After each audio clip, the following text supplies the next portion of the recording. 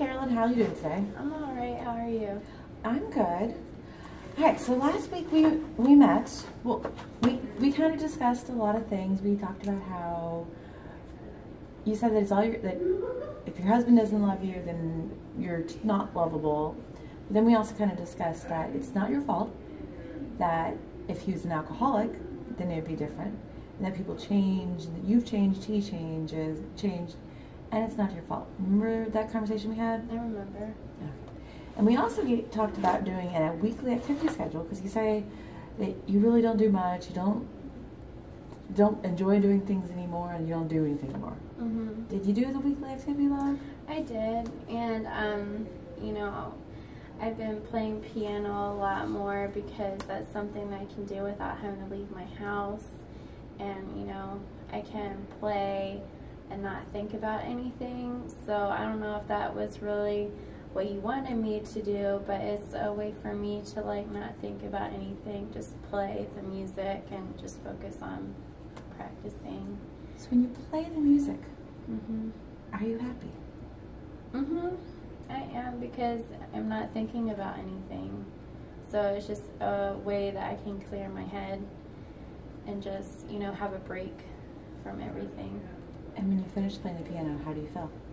I feel better because I do have a little bit more energy to, you know, go about whatever I need to get done that day, because I've noticed that I've just been mentally drained from thinking about everything all the time, and so it's really affected my level of energy and, you know, getting out of bed, and, you know, so it's just like finding a way to turn my mind off helps me, you know, get things done and motivate me to do what I need to do for the day. And you also talked about, we've also talked in the past that you've been employed for quite a while, and you haven't looked in about 18 months. Have you started looking again? Actually, you know, playing the piano again made me realize that that was a skill that I hadn't thought of before, because I was just so used to my other job. So I'm thinking about trying to get some clients to just come to my house, and I can teach lessons at my house. And so they'll be, you know, I won't have to worry about getting hired. I just have to find some people to let me teach their kids. So, and I think that'll be easier than getting hired right now.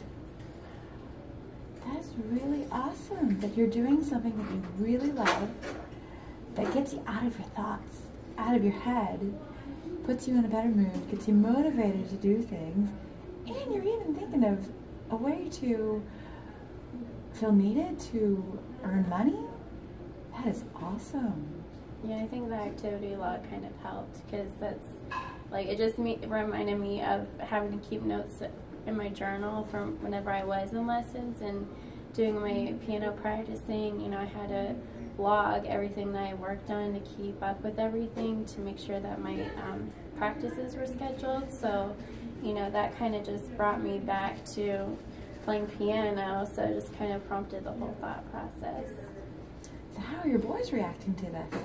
They're surprised to hear the piano. They don't like it a whole lot, but I think it's better than, you know, me laying in bed all day long, because they see that I'm doing something.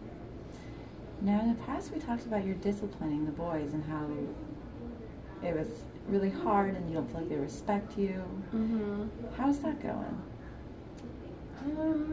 I mean, it's still challenging. They're boys. Boys can be hard.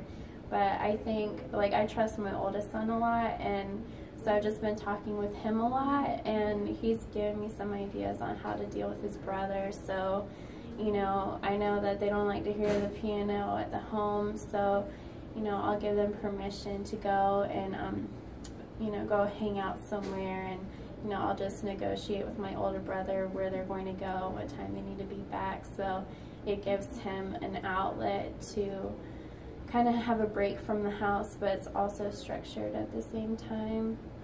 So it's hard, because I want to trust my older son and make sure they're, you know, doing everything that we agreed, and when they're away from the home, I don't have knowledge of that, so that kind of makes me anxious. but at the same time, like, I may have to try something. Wow, it sounds like you've come a long way. Yeah, I'm trying. I'm trying. So when we first started meeting, you said your main goal was that you didn't want to be thinking about your ex a lot or at all. So on a weekly basis, how many times would you say that you think about him? I mean, I still think about him every day because, I mean, at the same time, like, I still have to be able to figure out how to provide for my family, and losing my job, I'm still bitter about that because, you know, I would still have my job if I didn't have to go through the divorce and all this stuff, so that's still hard, but, you know, I just try and think about something else. So you're coping with things now. Trying to. I don't know if it's avoiding or coping, but, you know, it's just, you know, my sons are helping, and, you know, I do kind of debrief them after our sessions, you know, with at least my oldest. So, I mean, he's the one who really pushed me to come to therapy, so I kind of owe him some description of what we're working on. And so he's kind of just like helped me follow through with the things that we've talked about here. So he's kind of keeping me on the same track, and just him having faith in me kind of gives me hope that things can get better. Sounds like you are doing really good. You're utilizing your resources of your talents of playing the piano, of rebuilding your relationships with your sons and talking to them, and having a